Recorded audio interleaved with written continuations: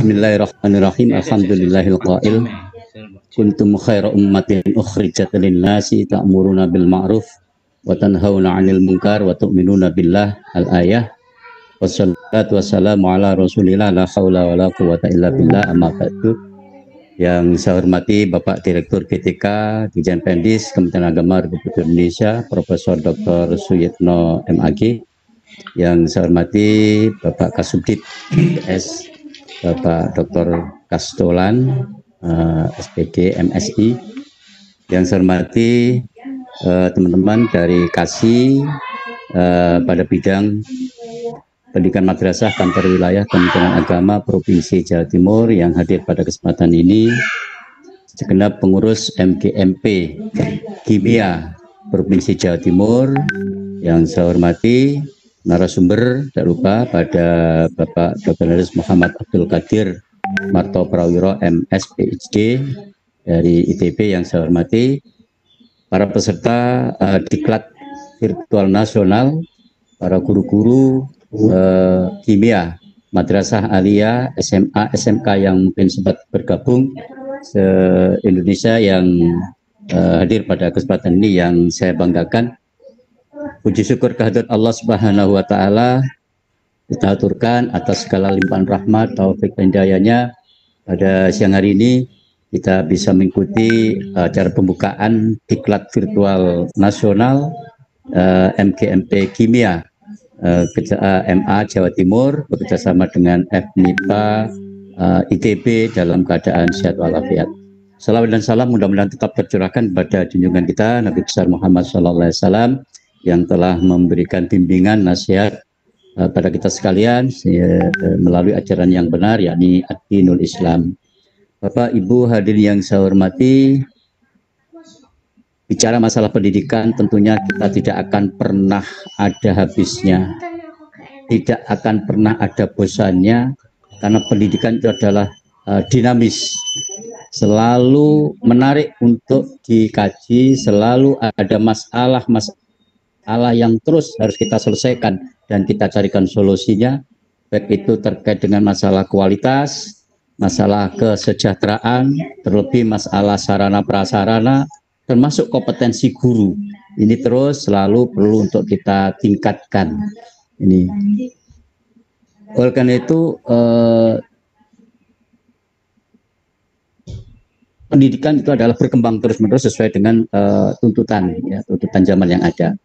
Harapan kita, pendidikan kita khususnya di madrasah aliyah di Jawa Timur khususnya dan umumnya seluruh madrasah di Indonesia itu adalah menjadi madrasah yang berkualitas, madrasah yang hebat bermartabat, madrasah yang mampu berdaya saing secara global, dan guru-gurunya adalah guru-guru yang profesional, sehingga kita siap untuk menyongsong menuju generasi emas. Ya.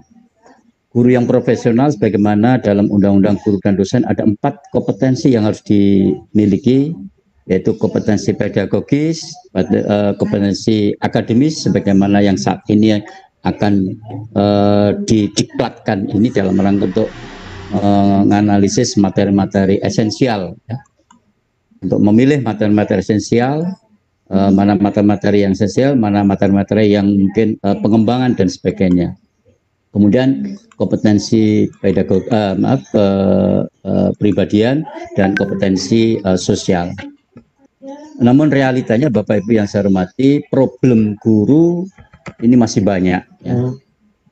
Mohon maaf kalau mungkin di madrasah negeri tidak begitu terasa, tetapi guru-guru kita, bagaimana kualitas guru-guru kita di madrasah swasta. Bapak Ibu perlu tahu bahwa di Jawa Timur ini untuk madrasah aliyah itu ada 1.843 lembaga. Negeri adalah 91, hanya sekitar 4,9%, tidak sampai 5%. Berarti selebihnya yang 95% ini adalah swasta. Maka perlu kita pahami, kita sadari bahwa kualitas pendidikan, kualitas kompetensi guru kita di Jawa Timur ya terus terang masih perlu untuk terus ditingkatkan. Madrasah sanawiyah ada 3.694. Ini yang negeri sama, hanya 5,4%, yaitu ada 198 MTSN. Sisanya yang 94,6% adalah madrasah sanawiyah swasta. Lebih prihatin lagi di jenjang madrasah ibtidaiyah, ini dari 7.356 yang negeri hanya 146, itu hanya sekitar 2% kurang. Berarti 98% itu adalah swasta. Nah, madrasah swasta ini adalah tugas Kementerian Agama selaku pembina untuk melakukan pembinaan. Nah, namun demikian untuk madrasah negeri ini kami harapkan untuk bisa menjadi pionir, menjadi role model, menjadi penggerak utama di dalam peningkatan kualitas madrasah. Sebaik apapun, semaju apapun kualitas madrasah negeri, kalau tidak diimbangi dengan madrasah swasta secara bersama-sama, maka ya persentase kualitas pendidikan tentunya masih juga dikatakan rendah. Ada beberapa hal yang terkait dengan problem guru, realita di lapangan. Karena harapan kita nanti madrasah mampu bersaing secara global dan menyongsong generasi emas. Namun realita di lapangan, penguasaan materi, ya, penguasaan materi keilmuan ini juga masih rendah di rata-rata. Guru masih lebih menekankan kepada aspek kognitif. Ya.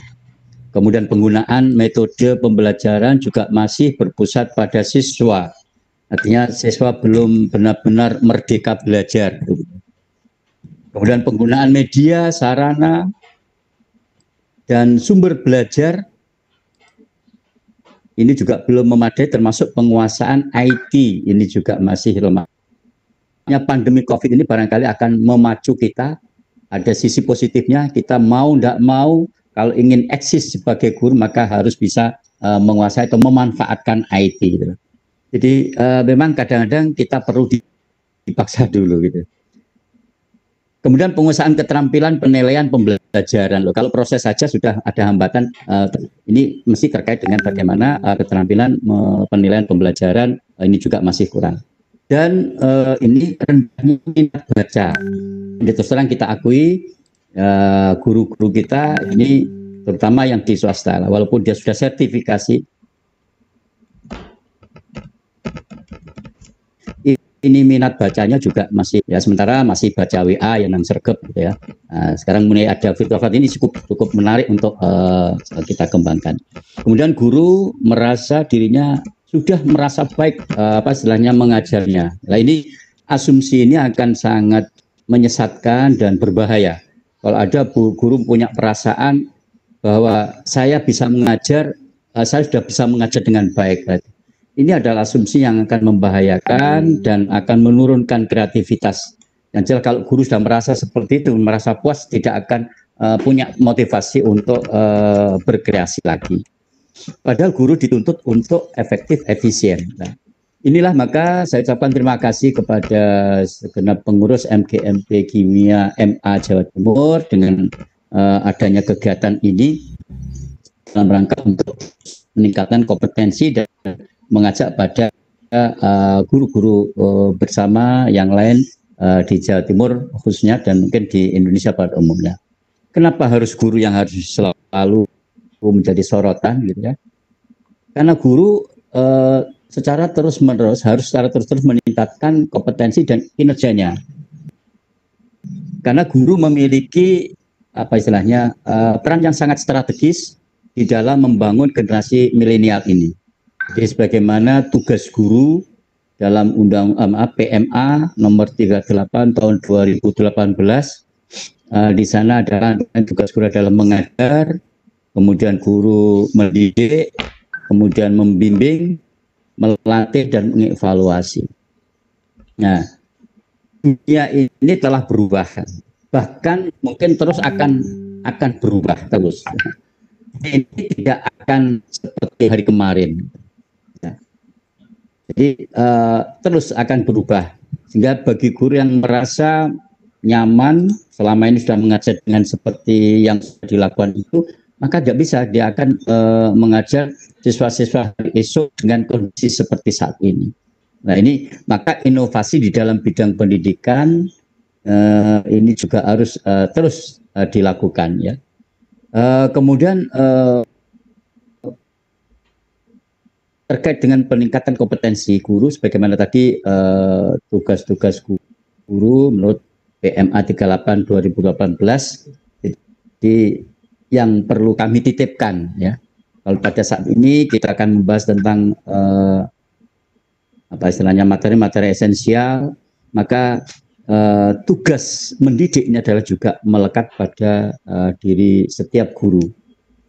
Oleh karena itu dalam aspek apapun lah kami harapkan pendidikan karakter, ya, akhlakul karimah itu harus terintegrasi di dalam kegiatan pembelajaran siswa, apapun mata pelajarannya.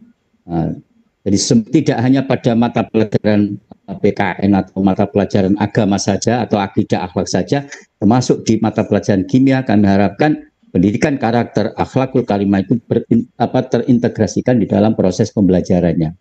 Apa itu katanya pendidikan karakter? Mungkin saya sisipkan sedikit di sini ya, untuk mengingatkan pada teman-teman, karena kita adalah guru madrasah ya khususnya.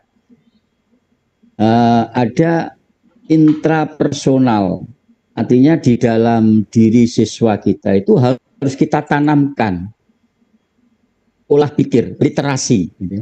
Ciri dari olah pikir atau literasi itu adalah anak-anak kita punya visioner, punya pandangan ke depan. Kemudian anak-anak cerdas, itu adalah ciri olah pikir, punya literasi, memahami literasi, kreatif, kemudian terbuka terhadap adanya perbedaan. Kemudian yang ini harus ada pada diri siswa. Di samping olah pikir ada olah hati. Jadi etika. Ciri dari etika yang harus dimiliki oleh siswa harus tertanam dalam setiap individu. Siswa harus punya rasa jujur, kemudian siswa harus ikhlas, religius, bisa berlaku adil. Kemudian yang kedua ada interpersonal, jadi keterkaitan dengan pihak lain.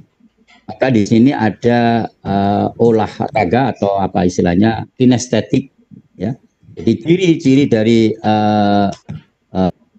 interpersonal kinestetik ini adalah antara lain siswa kita harus gigih dalam memperjuangkan cita-citanya, dalam melakukan usaha belajarnya. Siswa harus punya jiwa kerja keras, kompetisi yang positif, punya kedisiplinan yang tinggi, kemudian bersih dan bisa bertanggung jawab.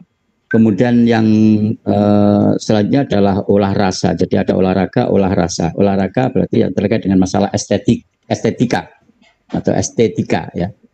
Cirinya adalah kita akan mendidik anak-anak kita untuk menjadi anak-anak yang peduli, punya empati pada lingkungan, bersikap demokratis, kemudian suka menolong, gotong royong. Lah, ini adalah pendidikan karakter yang harus kita integrasikan di dalam pembelajaran semua mata pelajaran yang ada di Madrasah Aliyah. Nah, Bapak Ibu yang saya hormati, terkait dengan materi esensial yang akan menjadi materi utama di Diklat Virtual Nasional ini penting dalam rangka untuk menghadapi kondisi pandemi COVID ini. Maka guru dituntut untuk bisa inovatif, dan kalau kita semua materi yang ada kita sampaikan kayaknya dengan situasi seperti ini tidak akan mampu, maka kita harus milih, kita kelompokkan mana materi-materi esensial yang bisa melandasi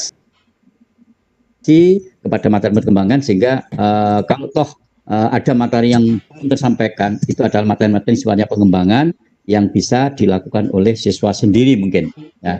Maka itulah yang sehingga dengan kondisi mungkin belajar dari rumah, learn from home, misalkan bagi anak-anak, ini materi-materi sesuai dengan target yang ada di masing-masing kurikulum itu bisa tercapai atau bisa tersampaikan dengan baik. Oleh karena itu sekali lagi saya apresiasi yang setinggi-tingginya dan terima kasih pada pengurus MGMP Kimia MA Jawa Timur yang sudah memprakarsai untuk melakukan kegiatan.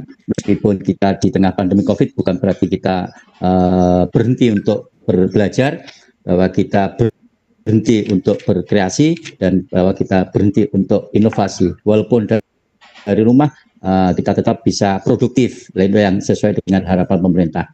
Saya kira itu. Sekali lagi terima kasih kepada Pak Direktur, Pak Kastulan, Pak Parakasi, dan para pembina MGNP Kimia MA Provinsi Jawa Timur.